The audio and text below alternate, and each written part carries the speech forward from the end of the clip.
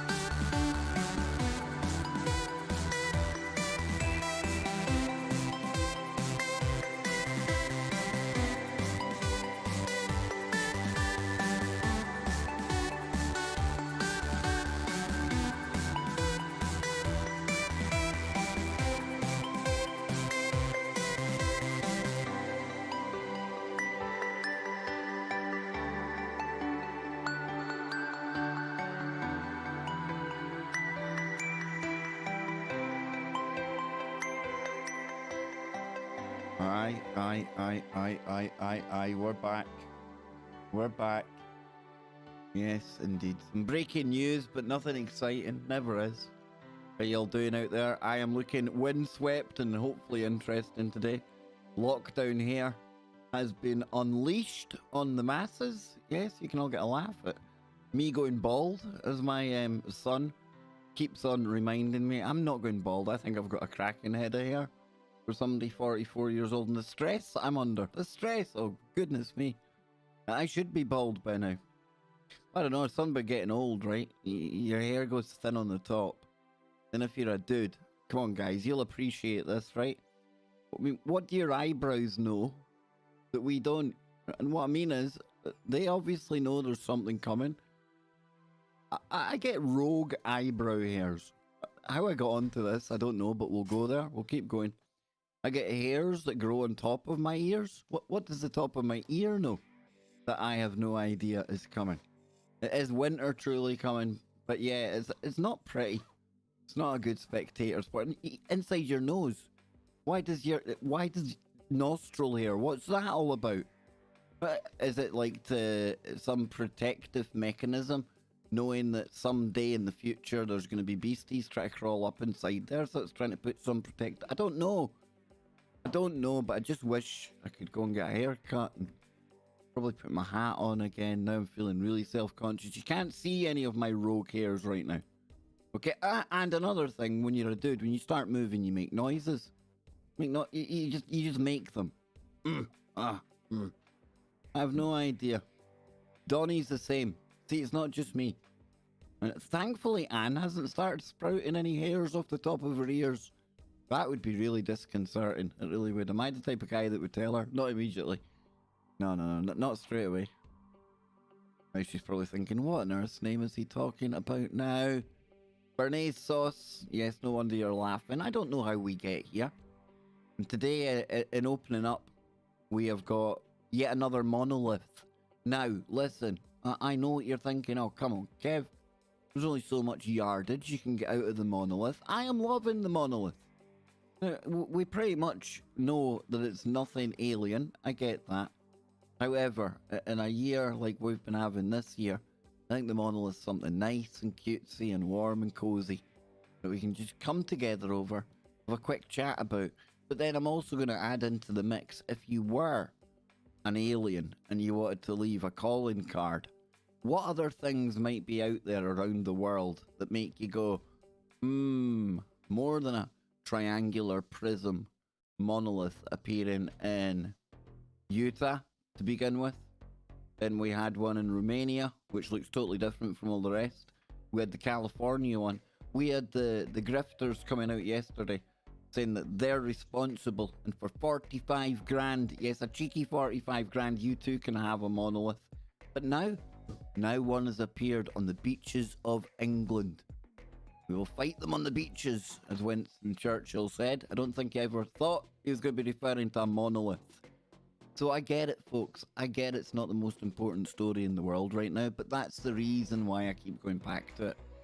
It's a very... What music is playing in the background, Baker? Dave, sort the music. Okay, Dave, sort the music. It's done now.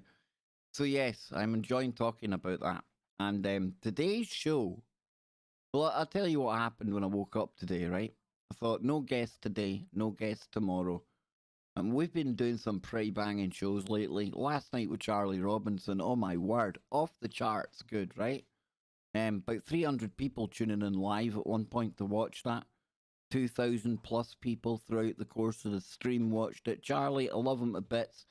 But these streams and shows, they all catch up after a while. So I thought, Monday, might just try and get myself some shut-eye and reset the body clock. But then something miraculous happened. When I plugged it back into the internet, and I had unplugged all day, no device, no contact with the digital realm, boom, fired up the Omen. It's not an Omen, it's literally the name of the PC. It's an HP, it's an Omen. Fired up the Omen. Great name for a PC, isn't it? Especially somebody with a paranoid kind of proclivity such as myself. But waiting for me on Skype was like a message on a bottle. Overnight on Speculation Island, this bottle had been floating its way in ones and zeros through cyberspace across the sea of tranquility. And there it was, sitting on my digital beach this morning in my Skype inbox. And it was Nacy. It was Nacy who had come to me and he said, Kev, I was kind of putting two and two together and I heard you saying you didn't have a guest for today. So I kind of took it upon myself to ask Luna if she might be up for joining the show today.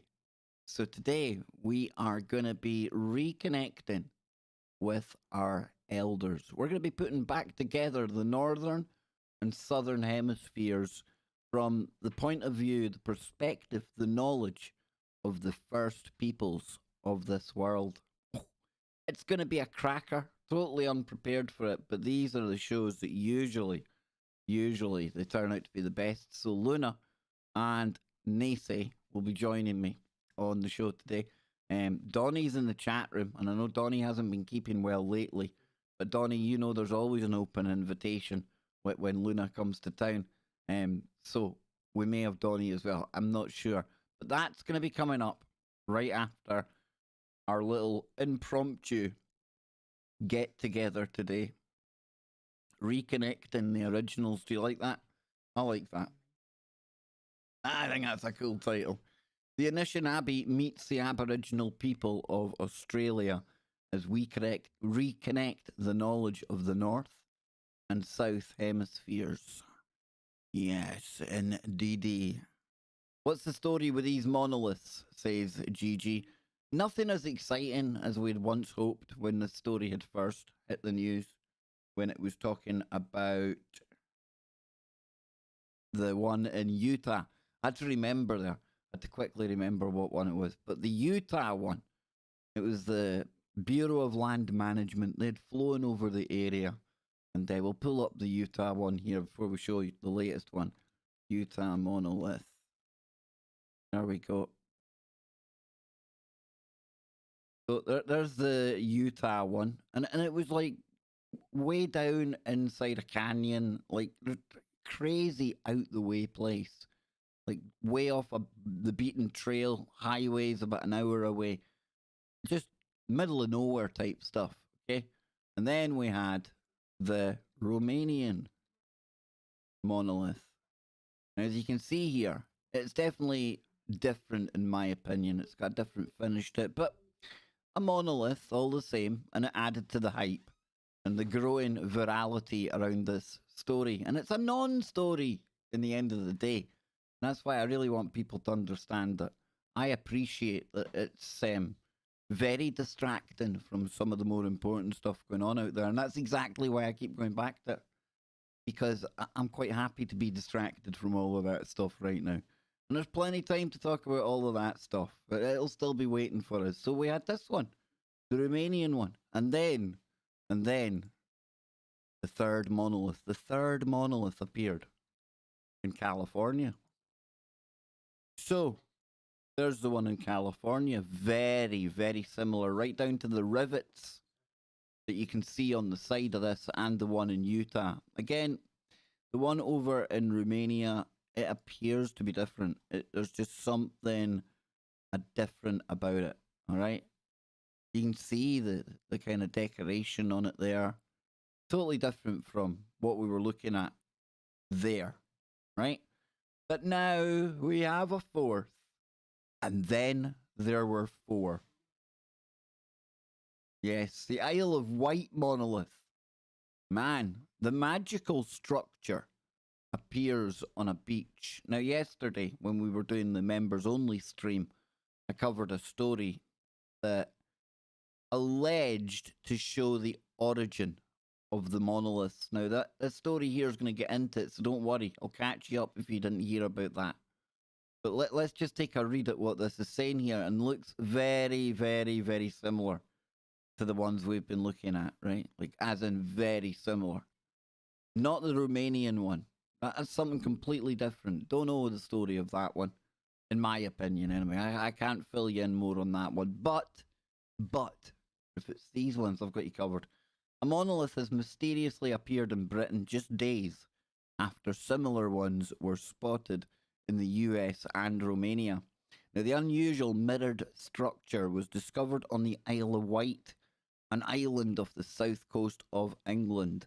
And resident Alexia Fishwick said that she was dumbstruck when she came across it during a beach walk on Sunday, and described it as really quite magical. Absolutely fantastic.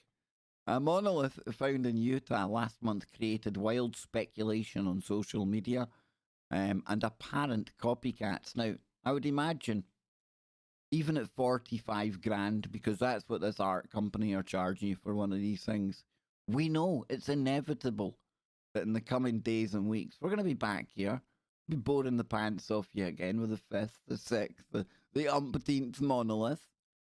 Hey, listen, if I can rebrand from the monster guy to the monolith guy, I'd probably be quite happy. And I've got a monster story for you today. Yes, and I'm going to be appearing on Arcane Radio with Lon Strickler this Friday. And I'm going to be talking all about, you guessed it, the Loch Ness Monster. It's inevitable, right?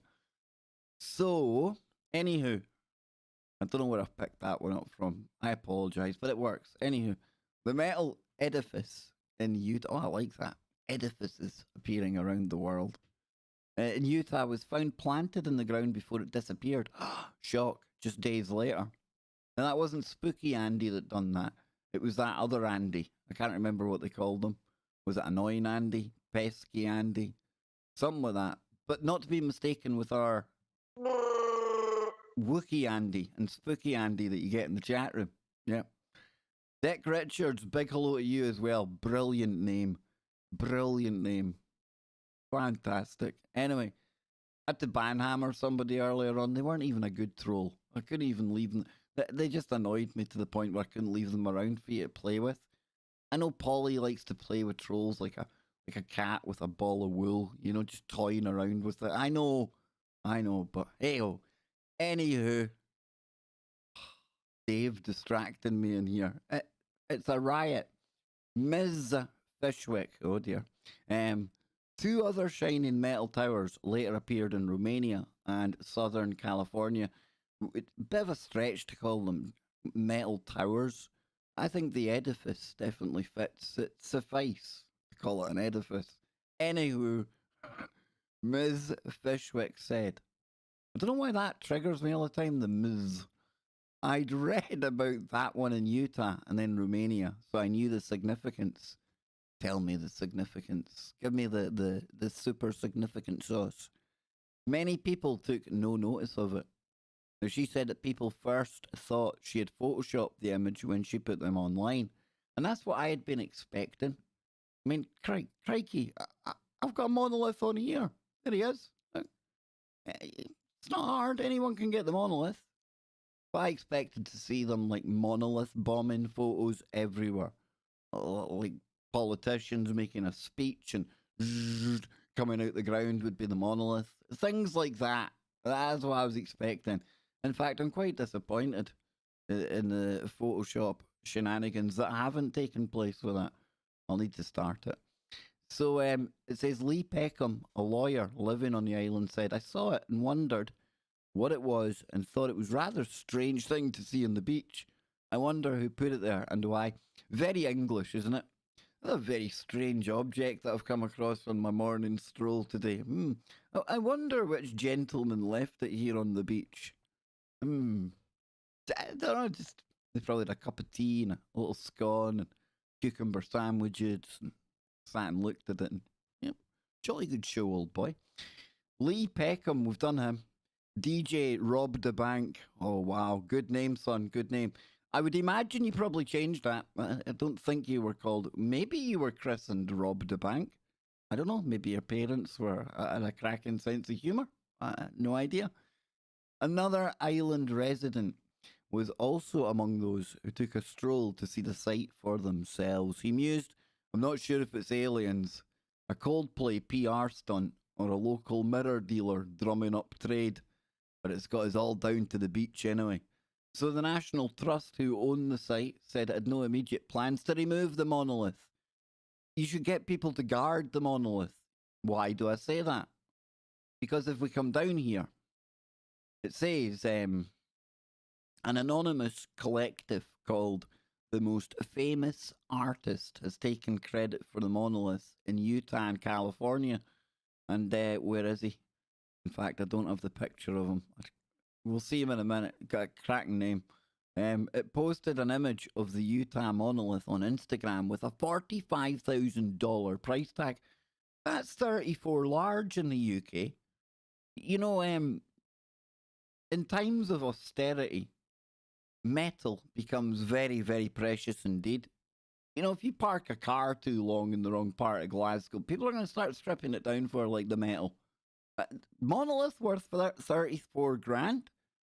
This is just, you know, I can only see one thing happening to this. There's going to be a scrappy somewhere going, please stop bringing me monoliths. There's only like smelting these things down. Hey, it's what goes on in Dave's mind. All right. It says, however, when asked about the Isle of Wight structure, it said, the monolith is out of my control at this point. Godspeed to the aliens working hard around the globe to propagate the myth. Wow. Wow. That's like some kind of X-Files type moment, right? Bet you. Wow. So, sorry if I seem distracted there. Try to listen to a conversation going on behind me as well. Marty Lauderdale. Yes, indeed. Godspeed to you, my friend. Good to see you. See you hanging around on a lot of the same streams I go to. I don't know what that says about us, Marty. I don't think it's anything good. I really don't. But it's good to see you. It's good to see all of you. I'll be coming back into the chat room soon. We're going to take a look at this art dude in a minute. And here's the story. Stunt artist takes responsibility for a mystery monolith and sells them for 45 grand. Damn, dude. Now, I still don't know if this guy actually done it or not. It seems to me, when you look at the Utah one, and when we had our internet sleuths out there, and they tracked it down on Google Earth, 2015, the location, no monolith. Next archived image of that location, monolith. You can see the shadow being cast, everything. So does it make sense to you out there? Because in the end of the day, it's just my opinion and counts for nothing what I think. Do you think it sounds feasible that somebody doing an art project would leave it out there for 4 years until it was randomly found before taking credit and then going on to put one in California and now sell them for 45 grand? I mean, did they go and erect it back in 2015, 2016 and think, okay, then we don't know when this is going to come to pass, but sometime in the future, we're going to make 45k replicas of this thing. What if nobody had found it? What if that scientist flying over it when they were counting the sheep? I mean, me personally, I'd have been eyes trained on sheep. I wouldn't have seen a monolith anywhere. You send a Highlander up in a helicopter looking for sheep, and we one thing only, like laser beams. All right, unless that monolith had wool on it, there's no way a Highlander would have seen that. So, bravo, hats off to the scientist. Anyway, so see, there's a kind of life hack tip in there somewhere. Unless it's directly, unless you really want to just keep it to sheep, don't be employing a Highlander. So, does it make sense to you that it's an art thing? I mean, I know I've always said since the first one appeared, there's probably going to be some art explanation to this. But does it seem right? Does it feel right? Does your belly tell you, yeah, we've solved it? Because my belly doesn't tell me we've solved it. Now, does that mean I'm still looking at aliens and think, no, no, no, no, no, no? I think we're going to be looking at just a story now that's got a viral aspect to it.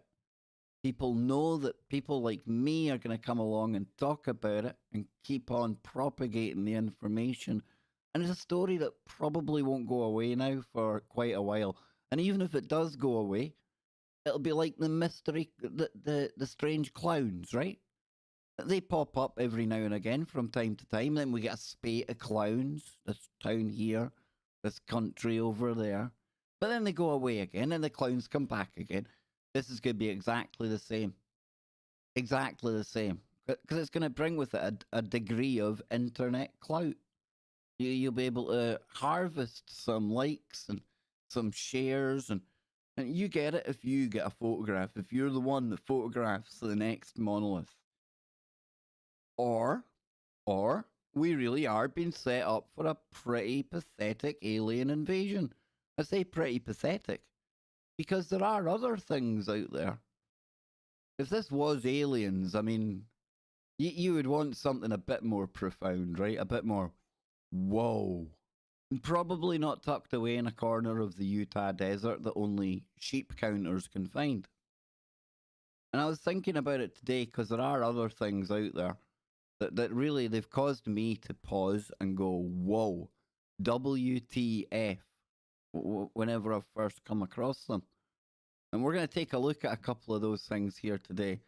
But I don't need to be Nostradamus or have some super sixth sense kind of clairvoyance to be able to tell you, to be able to confidently confirm to you, but that within a week from now, we're going to be dealing with at least 2 more monoliths. There'll be one on continental Europe, and I think we'll get one in Australia as well. I think we'll get one down there. Hey, write it down if I'm wrong, unsubscribe and never talk to me again. Or just hang around. Hang around for the #1 abnormal paranormal show in this world and beyond the veil in the next, and the next, and the next. And I'm going to get into some of these other potential alien calling cards or more astounding kind of monumental calling cards. I think we can call them that. We're going to get into some pretty cool stuff in just a moment. Don't go anywhere, folks. I'll be right back. Oh, creepy music. Big shout out to the Gherkins. Hey, Karen. 4 down, 29 to go. We're going for 33. Are we going for 33 of them? Damn. That'd be awesome. We're one of the few YouTube channels that have got all 4 documented so far. You know all 33 will be on here, right?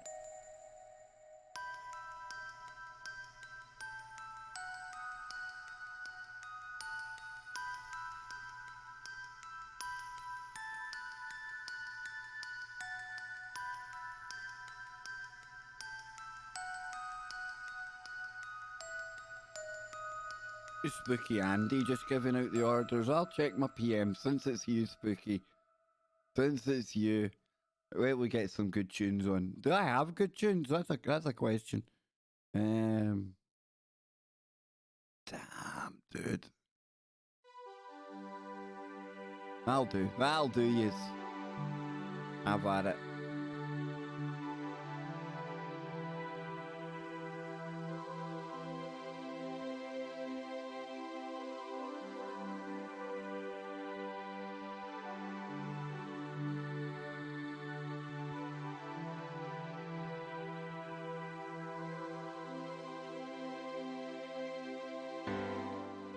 Andy, if you know what the thing in Utah was, drop it in the chat, dude. Drop it in the chat. All good in the hood, man. Spooky Andy is going to solve the Utah monolith. He's going to solve it. Hey, listen. He solved the Colorado drones before. So don't knock it till he's tried it. Get it in there, man. Get it in, Spooky.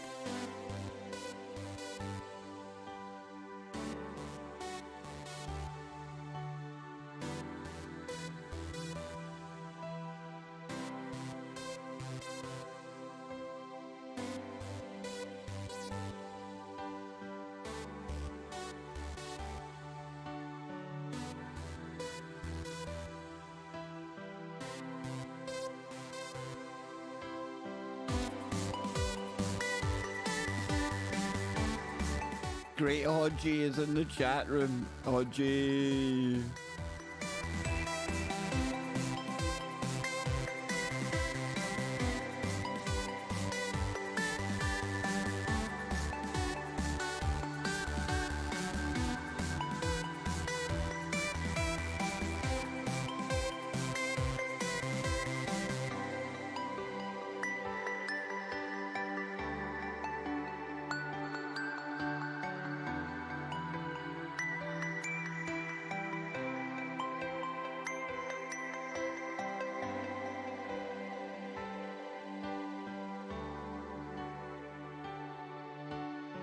There we go, there we go. I'm back.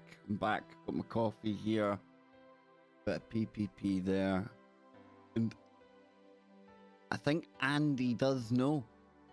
I think Andy does have the answer to our monolithic problem. How does one go about this in a non-triggery, algorithmy kind of way? Imagine if you may, a movie being made out in the Utah desert. Only it's probably not the kind of movie that we would necessarily ever find on YouTube. It's probably got a bit more flesh content than anything you'll see in Hollywood. It's one of those movies, ladies and gentlemen. You read between the lines here. Brown chicken, brown cow. Me love you long time. $5. Yep. And what if I was to tell you that we've even got the name of the movie that it came from? Oh, holy shamoly. 77 people here. The whole world talking about monoliths. And I'm just nonchalantly going to tell you exactly where that first one came from. Because that's how we roll about here. We don't have big fanfare. I would love to have dancing girls come on before we break these world exclusives that we don't even have music for. I don't even have a soundbite for a world exclusive. All I've got is... How dare you? Excuse me, it's ma'am. And a dodgy Joe Biden that misfires more times. Isn't that right, though? I mean, look. See? Come on, man. See, he gets confused and it all gets jumbled up. But what if I was to tell you that movie was called, are you ready now? Are you ready? No, hang on, I'm going to have to put on some music. I'm going to keep you waiting just for a little bit longer, folks. I need to go and check something. I need to go and check this out. I can't be dropping this without taking a little look at something. Hang on. But coming right after this little interlude, we're going to solve the monolith, at least one of them. And then how do you take attention away from what that real monolith was at the start of the story? You insert many, many more monoliths. You have an art company come forward and go, yeah, hey man, I'm a hipster dude. I've got like curly handlebar mustache and I go by the name of Matty Mo or something like that. Batty Bo. And I'm going to sell you a monolith for 45k. Don't worry about it. Don't look at the one in Utah. Come over here, look at my shiny monolith. Oh, there was shiny monoliths getting polished in the desert of Utah.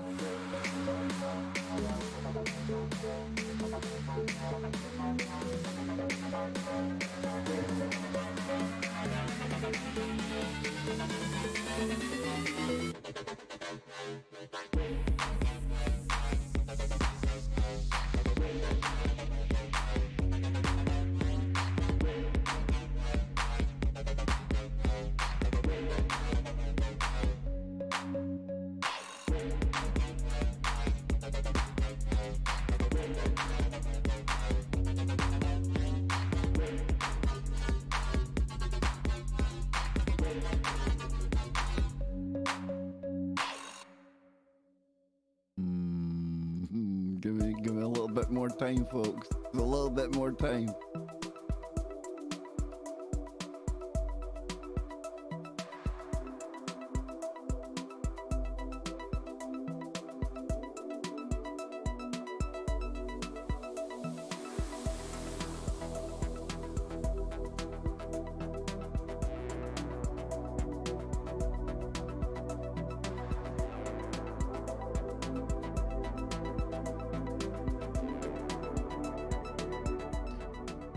Well, I'm going to have to do some more digging on this. Imagine my pain having to go and research this.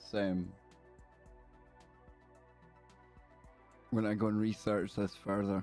But that's what we'll need to do. Yes, indeed.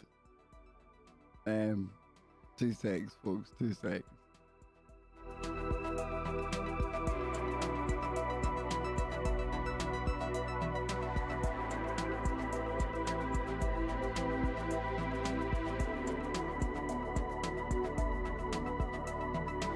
I'm trying not to laugh. Spooky Andy was definitely on the wind up. But I thought I could keep it going. I thought I'd be able to keep it going and find something that would link to it. And keep it going for just a little bit longer, but I can't. So the only thing getting their monolith polished in the Utah desert might well have been an artist back in 2015. And now he's selling them for 45k. But we're going to take a look at, and Andy, I thank you for that. I do thank you for that. Now, Great Hodgie, he says he emailed me the answer to the monolith problem as well. Dude, hey, share it in the chat room. Share it in the chat room. Get it out there. Don't, just get it out there, dude. If you've got the answer to it, get it out there. And while we're waiting for Hodgie to give us the answer, or his version of the answer, because I'm starting to realize there's a lot of versions of the monolith out there. A lot of different narratives been spun. Yes, indeedy. Blue movies, indeed. But what if I was to go from potential blue movies to giant stone balls? That's the kind of thing I would leave on a planet if I wanted to cause a bit of a kerfuffle. I'm not joking, and I'm not being crass. I'm talking about literal giant stone spheres. You know, gets you thinking the whole monolith thing, and people have been talking about aliens because of 2001: A Space Odyssey, but I think we were all pretty much jumping off the alien bandwagon into the more terrestrial, terra firma, down to earth explanation when we've seen the rivets and things, right? But it did get me wondering, you know, has there ever been things left in the past that have made people go, whoa? And even to this day, we still go, whoa? And if you were an alien civilization and you were going to leave something down here, how would that even play out? What would you do? How would you capture the attention of people? It doesn't seem right you would hide it away in the corner of the desert, right? Well, one thing that I thought of today, and there's a couple of examples of this, is, like I said, giant stone spheres. Spheres is a far less triggery word. It has far less comical connotations than its B equivalent. So this guy here, probably one of the coolest guys in Europe, apart from my neighbour. My neighbour looks exactly like this guy. He's a Polish guy, and he always jumps about in a Stetson. Like, he works in security, and he wears a Stetson. When he worked in the local hardware store, Curry's, he wore a Stetson. He's a character. But he reminds me of this guy here, and this is the guy behind the Bosnian pyramid as well. Well, when I say he's behind it, he didn't build it, but he certainly discovered something very interesting. Now, these aren't the only examples of giant stone spheres, because Costa Rica, we'll take a look at them in a moment as well. But it says an archaeologist is looking at a rock with great interest. A sphere unearthed in a forest, believed to be part of an ancient civilization, or is it just a very big rock? Oh, I'm not buying just the very big rock explanation, I must admit. A stone ball in a place that I'll never pronounce, near another village that I'll never pronounce in Bosnia and Herzegovina, has been or was seen earlier this month in the ground in a forest. What can it tell us? Well, archaeologist Sam Omanovic,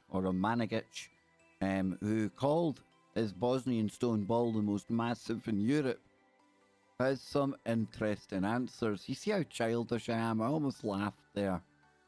Damn. Quote, I've been researching prehistoric stone ball phenomenon for 15 years, he blogged last month. And by the mid of March 2016, it became obvious that the most massive stone ball in Europe had been discovered. The name of the location is village Podabrajavli. P. We'll call it Pob. No, we'll call it Pod. Podubravi, I think it's probably called, but Prod for me. He said actually less than half of the ball is uncovered. Primarily, results show the radius to be between 1.2 and 1.5 meters, and materials have not yet been analysed. However, brown and red colour of the ball point to the very high content of iron. So, the density has to be very high, close to the iron, which is 7.8 kilograms per meter cubed. If we take a value of only 5 kilograms per cubic, whatever, then we have all the elements for the preliminary calculations of the mass, and it comes to over 30 tons. So we've got that there. Now, was that evidence of, like Giorgio with the hair would say? Well, it's evidence of ancient aliens. Or is it evidence of knowledge that a prior civilization had that's been lost? And bear in mind, when you're talking about that part of the world with the Bosnian pyramid, not exactly a million miles away from Göbekli Tepe down in Turkey. And we have this kind of area where there's a big missing chunk of the story, right? Let's just say that is a pyramid in Bosnia. We know they've uncovered only 10% of Göbekli Tepe. We've seen some of the stonework there. That's an entire civilization and all of its information on who they were and what they knew and what they were up to. That's all gone. Where is that? Where did that go? So I don't know if that's the kind of thing an alien might want to leave us, but that would certainly cause a bit of a kerfuffle, right? Right? You wake up in the morning, you find big, giant, massive stone kahunas lying around the streets everywhere. That's going to be a problem. So if we come over here, like I say, not the only place. This is Costa Rica. Brilliant website as well. Ancient Origins. Who made the giant stone spheres of Costa Rica? I'm not going to read all of this, but it says many will be familiar with the opening scenes of Raiders of the Lost Ark, where a giant stone sphere nearly crushes Indiana Jones, and he doesn't come back from it. While everyone recognizes the movie as a work of fiction, who says? The giant stone spheres are not. And while clearing the jungle for banana plantations in 1940 in Costa Rica's Dickey Delta region, employees of the United Fruit Company uncovered numerous large stone spheres partly buried in the forest floor. So if they're partly buried in the forest floor, how long back are we talking here? I mean, how long for that to build up to the point where they're buried beneath the forest floor? A long time, right? Long time. Almost immediately, the mysterious spheres became prized ornaments, ending up on front yards of government buildings and fruit company executives throughout Costa Rica. Many spheres were also broken or damaged, and others were dynamited in a time when few realized their archaeological value. You know, are they to represent planets? Do they all have potentially a specific frequency? Are they entangled with other similar stones, either here on this planet or another planet? Hey, listen, I'm just speculating. I'm just throwing stuff out there. We've got the whiteboard up. We're brainstorming it. Not saying any of it's right. Who knows? Who knows? But imagine that, destroying them before we even realised what we were dealing with. There's something about stone, and it sounds weird, but if we knew what the ancients knew about stone, I think we would look at it completely differently. We would look at it almost like some nano meta materials that are very magical in nature. If you know what you're doing with them, if you know how to handle your stones. Yes, indeed. So comes over here, it says, according to John Hoops, Associate Professor of Anthropology and Director of the Global Indigenous Nations Study Programme, around 300 spheres are known to exist, with the largest weighing 16 tons and measuring 8 feet in diameter, and the smallest being no bigger than a basketball. Almost all of them are made of granodiorite, a hard indigenous stone. So there's another one of them there. It's just so out of place, right? Just so weird looking. So since the discovery, the true purpose of the spheres, which still eludes experts, has been the subject of speculation ranging from theories about the balls being navigational aids to relics related to Stonehenge or the products of an unknown ancient civilization. Now, do they need to be giants because we're talking about giant stones? It's definitely on the table, right? It's got to be. You wouldn't think that the pixies and the wee people that myself and Jason and Scott talked about in a show, I don't think they were like playing about with giant, massive stone spheres. So I don't make myself laugh. Yes. So I don't know. I was thinking maybe, if I was an alien coming here, again, I'm just throwing things out there that, better than the riveted monoliths that we've been seeing popping up around the world and will continue to see popping up, because if you just got in here, there's the latest one. Yep. Not that one. That one. Down in the Isle of Yeah, the Isle of Wight. That's what it is. I think that's where Ike stays. I might be wrong. I think it is. I think either there or the Isle of Man. One of the two. I always get the two of them mixed up. Why? I've got no idea. They don't even sound alike, but I do. So we've got that. What else did I have for you today before I go and get the team for our reconnecting the originals? The Anishinaabe meets the Aboriginal people. It's gonna be a good one, ladies and gents. It is. But me being Monster Man, yep. We've had another sighting of Nessie. Now this is making it a pretty profound year, which is weird, right? I mean, most people haven't even been able to leave the house for most of the year. We've had the pesky lockdowns. I get that. But like I say, we're moving into like record sightings numbers for 2020 when it comes to the Loch Ness Monster. Yes, we are. Some call it the Bunyip down in Australia. Others call it Champ near Lake Champlain. There's so many different versions of this thing. We had Malaya on talking about all the different lake monsters, or as we call them over here, loch monsters, or kelpies, shape-shifting monsters. Oh, you can't be a shapeshifter, right? Telling you, we're not even into the main show yet, and I'm talking shapeshifters.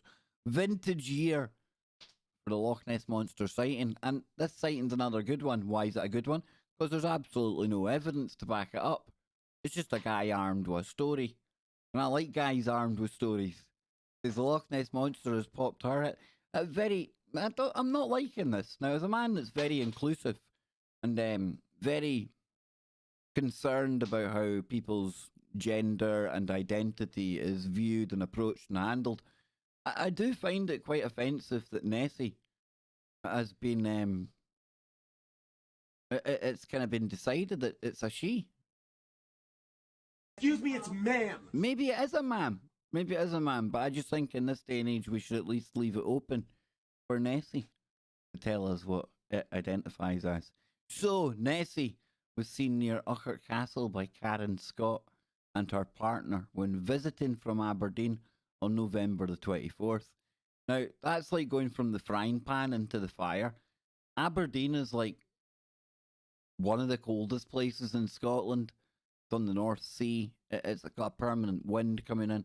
All the people like kind of have this permanent kind of scowl on their face because they're just used to walking into the wind. I can get wanting to escape Aberdeen on a cold November 24th, but to escape it down to the equally cold Loch Ness just seems a bit silly to me. However, who am I to talk? They got to see Nessie, right? So they reported a creature in the water near the castle at 2:30 p.m. The creature surfaced, it disappeared, and then reappeared over a period of 5 minutes, said Gary Campbell, keeper of the official Loch Ness Sightings Register. Now, there's a bona fide monster man, which he accepted the record. So this is the 12th accepted sighting this year, which in a year of lockdown is incredible, he said. It just shows whatever the situation, Nessie has not gone away and is finishing the year with another unexplained appearance. It all adds to the mystery and is in many ways, it is a vintage year for sightings. Listen, not Mark, there isn't 57, there's over 150 now. Please get it right. Keep up to date, please, Mark. Come on now. This isn't Common Core. This isn't 2 + 2 = 5 around here. Quite easy to keep up with that. Probably over 200 now because I'm just not woke enough and I don't check every morning. I'm not even making that up, Mark. I'm not making it up. Go fact check me. What? Fact check me. Oh. It all adds up to the mystery. Well, I tell you what, in 2020, are we surprised? Are we surprised it's been a vintage year for Nessie? Can anyone tell me that they're, oh, shockeroony, imagine the monster been seen more times this year than most other years? It would have been weird if it hadn't been seen. Put it that way. So I'm going to get ready to shift gears, go and get ready for the main show. I'm going to come back into the chat room for a moment before we go anywhere. I'm going to get a drink of my coffee. I'm going to try not to burn my mouth Got one of these thermal cups, and I keep forgetting my coffee doesn't get cold, and I've got like big blisters all over my lips, and big eyebrow hair, and hairs in my ears, and noises when I get up, and oh, it's just not good, folks. Not good.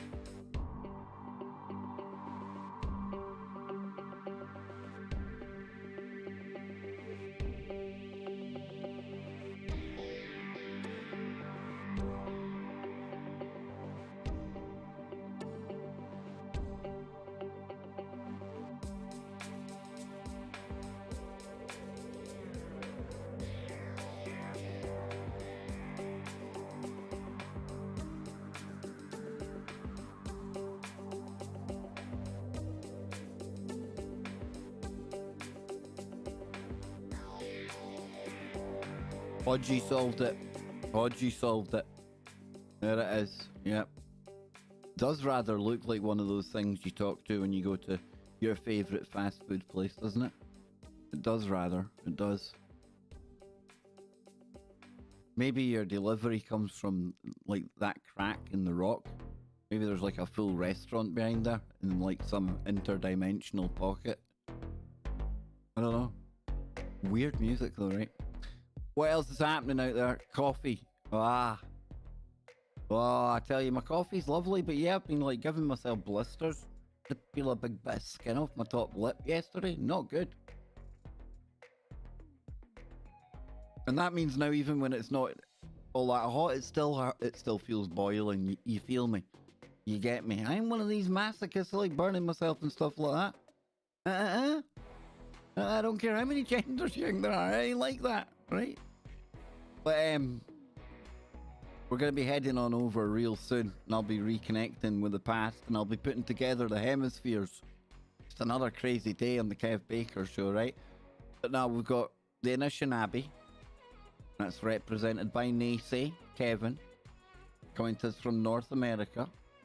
And then by the power of technology and at the speed of light, thanks to little packets of information, little light signals, we will be going at light speed from Glasgow to America, down to Australia, and broadcasting to all of you live on tfrlive.com. And we are going to be reconnecting the hemispheres. We're going to be taking the information that Kevin has, the information that Luna has, and we're going to be seeing how they fit together to bring into clarity the ancient picture that we need to get back to, that we need to learn more from right now. More so now than ever, especially as we're going through a massive changing of an age. It's up to all of us to make sure that the information from the previous ages, it survives the test of time, because there's people out there who would rather it didn't. But that's on us to make sure that we keep that information alive, and we'll be doing that on KBS in 19 minutes. So if you want to join me for that, tfrlive.com, over in Disco as well. Yes, indeed. No, I haven't seen that, Marty. I haven't. New Devil ad for Match.com. Nope. I haven't seen that one. No doubt now you've said it, I'll probably see it everywhere. And I'll be thinking of you, Marty. I'll be blaming you. Is the main show on YouTube too? No, we don't simulcast anymore. You just can't get away with talking about the stuff we talk about. No, hey, you can ask questions anytime, Marty. Anytime at all. That's what that's what the end of the stream's all about. I'm just sitting here chilling out, drinking my extremely hot coffee, burning my lips again. Thinking about shaving my eyebrows off. I'm not really going to shave my eyebrows off. That would be a hell of an extreme. The speed of thought way beyond the speed of light. Well, that's awesome, Mark. However, my bush telegraph doesn't work, so I'll be reliant on technology to get that information out there today. Call me old school. I know it's cheating, right? It's cheating, but I don't have that whole psychic thing going on. I know Luna and Donnie, they've got that whole psychic connection going on. Me, not so much. I can barely hear my own thoughts, let alone start transmitting and receiving with others. That's going to get messy. Would it go through Dave first? Would Dave even tell Kev what's going on in there? You see how that could get horribly wrong. You see, so I definitely, I feel you. I agree with you. But for me, there's no practical side to that, because I'm sending thoughts to my little alien friend here. He'd probably make more sense to me than what any thought I could send to any of you out there. But I feel you. I get you. There is that cosmic superhighway where I'm sure all of our minds are connected. But it's just being able to dial in. It's having that know-how to hit the remote station. You need the IP address of the person you're trying to call as well. How does all that work? You see, I think it is all in there. I think it's real. It's just like I said, I don't think I can access that. I can't even meditate. When I go for a number 2, usually people try and, you know, meditate, take themselves away somewhere. It's craziness. I can't get out there quick enough. It's like I'm surrounded all these voices and talking. And we have to make it work, Kev. Yeah, dude. I'm telling you, man. You see, again, I'm hampered having Dave in there as well. So Dave's the kind of character that would tell me it's a message from somebody. When I would think I'm getting a message, I'm getting some incoming signal. But really, it's just Dave. Just Dave having a laugh, you know? It is you. Do access it. Don't shout at me, Mark. No, I'm only joking, Mark. But, you know, I get you. I get you. I get you. We're doing it now. Well, you see, again, you say we're doing it now, but if it wasn't for YouTube and my computer, I would not be any the wiser whether I was broadcasting into one head, 79 heads, 7,900 heads. Again, like I say, dude, I am reliant on the technology. I know Luna, she can definitely get into that psychic stuff, so I'll ask her about that. I'll say, Luna, teach me the bush telegraph. I need to be able to do these things. My audience demands it. What else can we ask them about? Alright, folks, I've already got it all in my mind. I've got it sussed.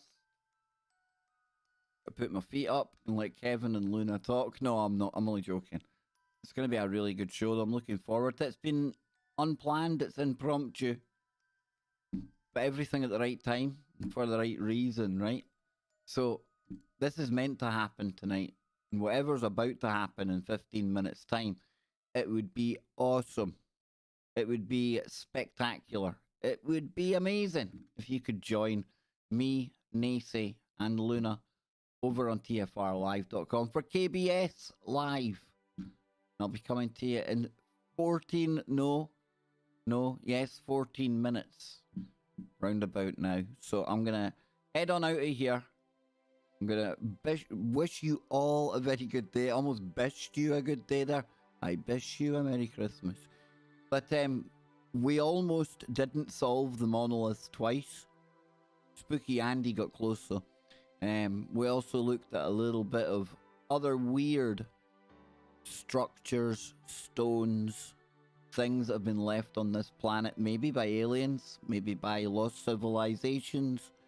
And we had a little gab about Nessie. All in all, another very good pre-show stream, and I'll be back in 14 minutes. I'll also be back tomorrow in our pre-show stream. Until then, keep your mind open. Keep looking for the woo, but not to the point where your brain turns to black goo.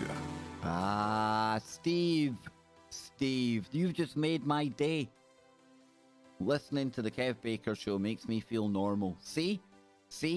Even if we're not normal, at least we're all going mad together.